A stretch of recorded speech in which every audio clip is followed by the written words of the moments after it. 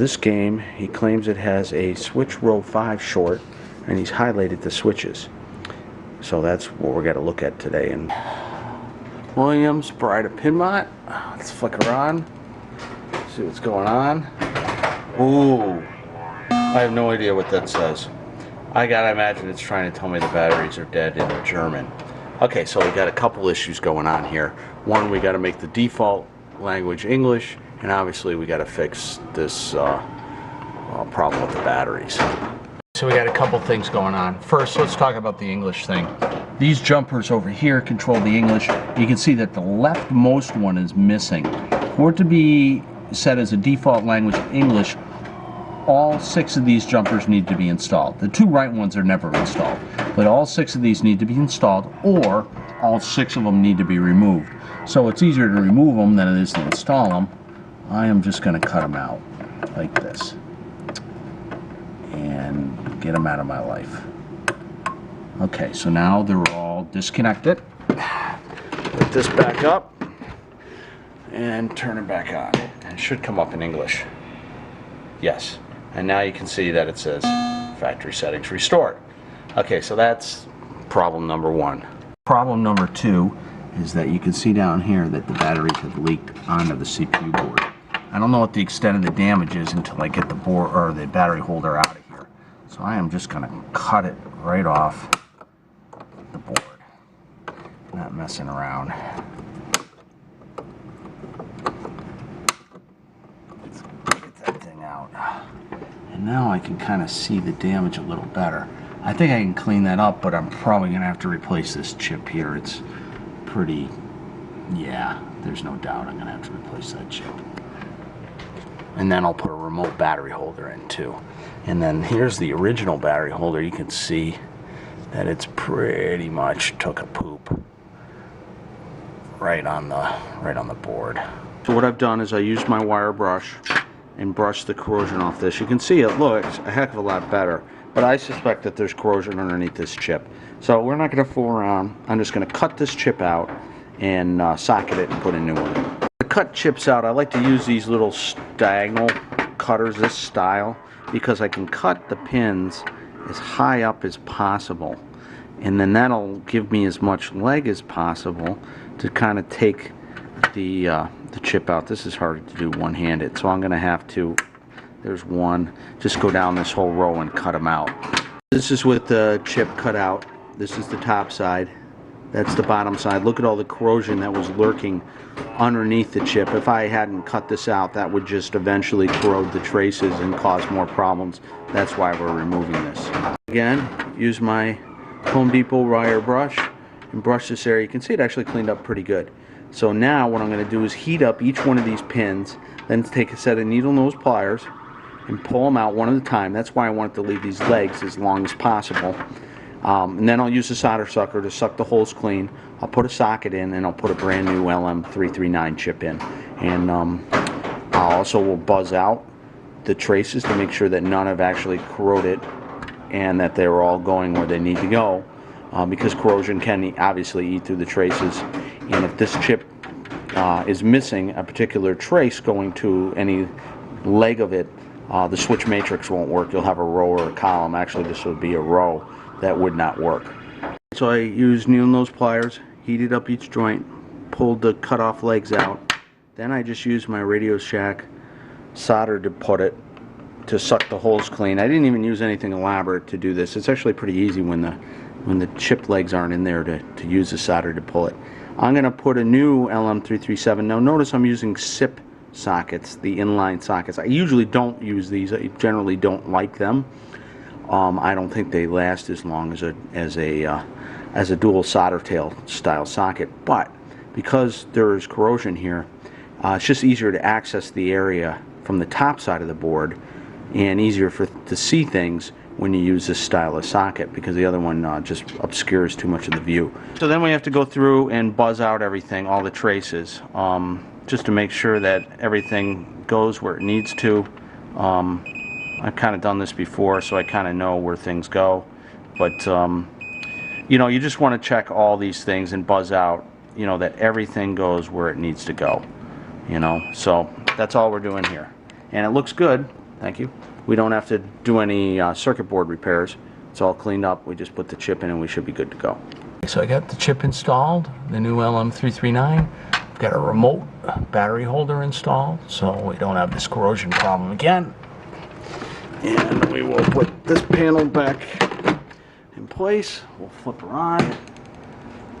Coin door open. Alright, gotta have the coin door open. Now when I turn it on, wait a second, it should come up in attract mode. Let's see what happens. And it does, testing. So it's coming up in attract mode. It's testing the head. It's always testing the head. It's going to give you a press enter for test report because it doesn't remember the time and date. That's something that'll always have to be set. But then we go into test report, time and date. Yep, come back to that. Set time and date. What is it? It's about 11 a.m. And it's July 24th.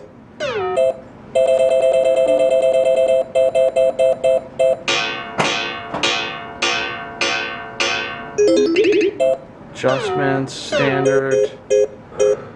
Set the power saver level to 4. Set GI power saver to 2 minutes. Maximum volume override, yes. Pricing, free play, yes. Okay, so now we're all good to play and we can test the game and see what else is working or not working. Okay, so I want to go into test now and test the switches just to make sure that we don't have any missing rows or columns. So basically all the switches should do something. Oh, that's just a gate, that's not a switch, that's a switch. You know, just test most of them and we can kind of get an idea if we're missing anything. It's looking pretty good. So I think we've got everything repaired as far as the CPU board is concerned. It looks good. The last problem, general illumination, not working. None of these lights are working. So if we go up to the back box, we can see why. Look at this connector. It is smoked. If I pull it off a little bit, let's see. Oh yeah, look, it brought the pin right out of the board. Look at that. So obviously we're gonna have to fix that. I would say that's pretty burned up. Got to replace the male pins. And I got to replace the female pins with trifurcons. These are 0.156 inch Molex pins. To remove the male connector, you can see these 3 pins on the left. There's plated through holes, meaning that as you put the new male pins in, they need to touch the sides to get connectivity, and because you solder them from the bottom. Well, you can see on these 3 on the left that the plated through holes are just shot. I mean, I don't even need to buzz them out. The traces barely even touch the holes. So we're going to have to run stitches, meaning I have to take wire and stitch it through the plated through holes to create essentially new plated through holes so I can solder the new male pins along the bottom of the board. The whole trick to doing this is you take stranded wire, strip it back, and then you want to bring it through the holes and over the top, and then you solder it up as far as you can on the trace. You don't want the solder to get on the strands as it passes through the holes, because then that'll make it too difficult for you to put in your male connector, because you want the stranded wires to be malleable, to almost spread out around the hole. And if you got solder on them, they won't be malleable, they won't spread, and it'll make getting this guy into the holes way too difficult. Now I have my new male pins in, and I use these vice grips almost like a little press to go on the side like this to press the pins into those holes, because those holes are just a little bit small because you've got a wire stitched through it. And you can see now on this side I can solder them in, and it'll solder to the stitch right here, and it'll give me the connectivity between the solder joint on the bottom of the board and the traces which are on the top side of the board. Now I have them soldered, the stitches through, and we are all ready to reinstall the board in the game. And now we have to do the female side of the connector, because here's the original female. You can see that that has to be replaced too. You just don't replace one without doing the other. So I'm using crimped style trifurcon pins opposed to the original connector, which is IDC, insulation displacement. Insulation displacement is good for production work, but as ambient temperatures rise inside the back box, IDC connectivity, the amount of amps that it can handle, goes down dramatically, where on crimped style connectors that does not happen. So especially on older games where the temperature inside the back box goes up, these connectors really do well. But the disadvantage to these is some of these terminals are looped. That is, if you look on here, you see these loops where you get a pin that comes in and it goes through to the next one. Well, we have to replicate that using crimped style connectors, and I've done that here. Get it untangled. So what I do is I take the two wires and I strip them back about 3 times longer than I normally would for a single crimp. So I take a wire, put a single crimp on the end, strip it back about 3 times what I do for a normal crimp on both pieces of wire, twist them together, and then crimp it to the new pin. Now notice that on the back side of the crimp, I don't have any insulation biting in there. It's all wire. You don't have a choice. It's kind of how you have to do it on these crimps. And actually this works quite well. So now all I have to do is insert this into the housing and we're good to go. Rinse and repeat for the other connector pins. So now I have my connector all done, ready to plug it in and test it out. So all the GI is working up in the back box and it's all working on the playfield. Remember, the slingshots didn't show it before. Now one thing I do like to do on these games is I do like to remove some of the GI lights. I don't want to come back out and fix this again, even though trifurcon pins are better. I take a certain percentage of the bulbs out, just a few, maybe 10%, and it decreases the load on the connectors, and they'll never burn if you do that. Okay, lights look good.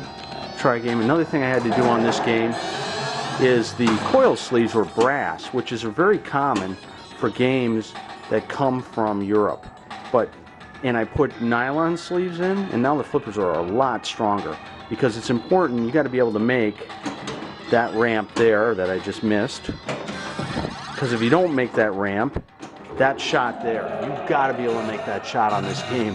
You can't make that shot, you are just so screwed. But this game's working well. It's actually in nice shape too.